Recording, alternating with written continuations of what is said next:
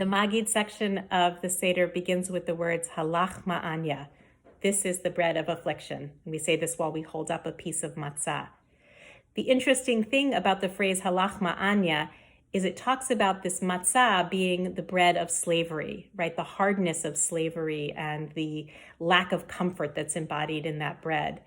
And yet what we know from the Torah is that matzah is much more associated in our minds with what we did when we were becoming free, right? When we were redeemed from slavery, we left Mitzrayim with this bread that we didn't have time to let rise. And we often think of matzah not as the bread of affliction, but as the bread of freedom.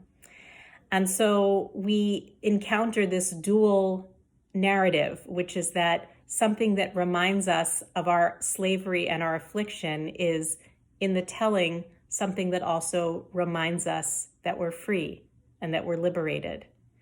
And I wanted to share with you one of our family's customs. I'm going to show them to you right now. This is a tray full of Kiddush cups.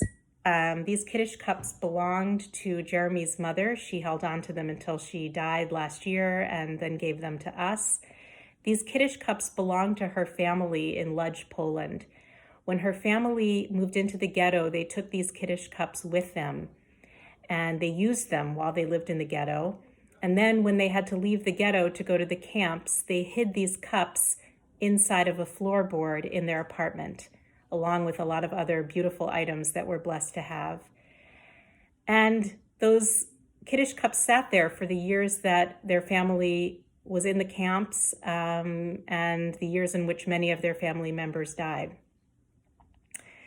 When Jeremy's mother's mother, who survived, who gave birth to Jeremy's mother in the camp 3 weeks before liberation, when she returned to Lodz with her baby, she rented a room in the apartment that had belonged to her family, and lo and behold, went into the floorboards, and these cups were still there.